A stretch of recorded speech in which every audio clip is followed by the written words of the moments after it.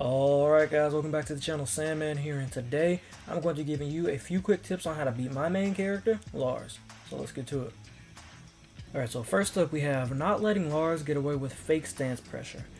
Most of the time, any move that Lars does that goes into one of his stances on block is minus, meaning it can be interrupted. Now there is one move that actually goes against this rule, but we'll talk about that later. Alright, so a few of the moves that go into Lars' stances are forward 1-2, back 3, and down forward 2. These are the most common ones you see when playing Lars players online. There are a few more, but those ones aren't as much of a problem as these. So as you can see on block, even if it transitions into stance, forward 1-2 into silent entry is -5. The same goes for back 3 into silent entry, -5, and down forward 2 into silent entry is actually only -3, but still negative on block, right? So that basically means that all of those can be interrupted if you block the initial hit. And what that looks like is this. I have Lars set to do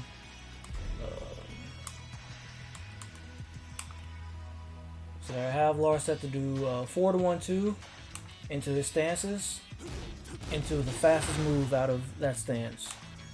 Alright, now as you see, after I block the initial forward 2-1 and do my back 3, boom, counter hits him right out of it, and I don't have to block, right? I don't have to hold that pressure because it's fake. And so basically, since it's -5, the initial 2 hits, and then there's a gap between the next move, I can do anything that's 15 frames on down and completely just beat whatever Lars does. So I can do a 15 frame back 3. I can do Lars' 15 frame launch arc blast. I can do his 14 frame launch, and I can do up forward 3 his hop kick type move, right?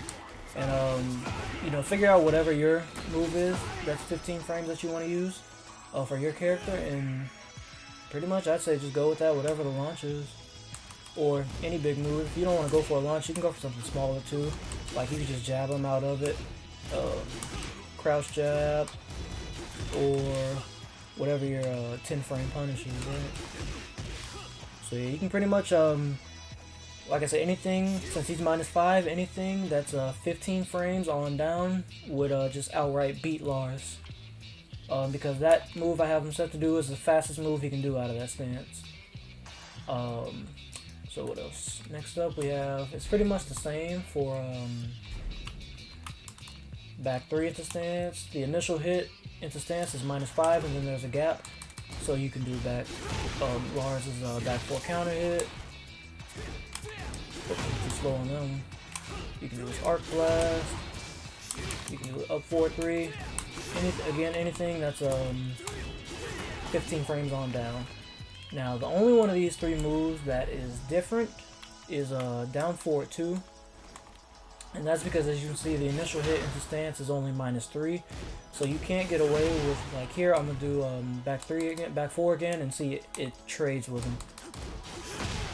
And see, if you're too slow, it'll even not even just trade, but he'll outright win.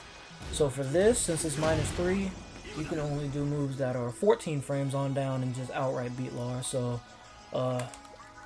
for Lars, I do have a 14 frame launch punish, so I can still launch him for that. And if you play a character like Brian or some character like that that has a 14 frame launch punish, you can too. But outside of that, if he does down forward 2 on block into stance, I like to just jab him out of it, or crouch jab, or do whatever your 10 frame punish is. Now if you do think Lars is going to go for this specific flowchart here, and you do want the bigger launch punish, and you don't have a 14 frame punish with your launch punish with your character, you can sidestep it and do whatever your character's 15 frame punish is and launch him, right? Or hop kick, anything to punish him. But yeah, that's it for those 3. Now the one move that is different, let me set Lars to just block here, is that goes into stance. The one move that's different that goes into stance is dynamic entry 3. As you can see, even on block, that move is +5, meaning I wouldn't recommend challenging here.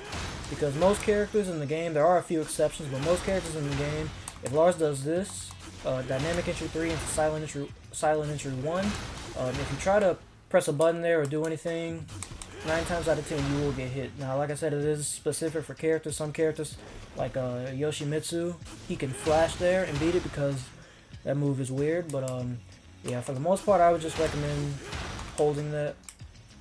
And yeah, that's it for Lars's stances. Like I said, I recommend anything on block besides dynamic entry 3. I'd recommend just blocking, and anything else I would challenge on block. Alright, the last thing I want to talk about are some of Lars's key lows. I'm talking down back 4, down 1+2, and forward forward 4. As you can see, I'm going to set Lars to block all, and all of these moves on block are extremely unsafe and can all be launch punished, right?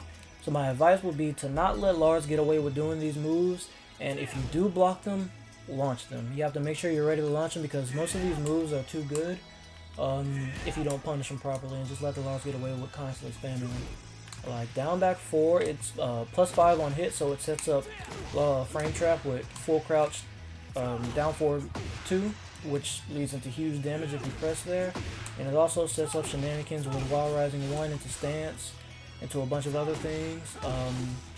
Is down 1+2 sets up a forward forward 4, so if you Tekken to that or stand up wrong, you can get launched just by trying to get up.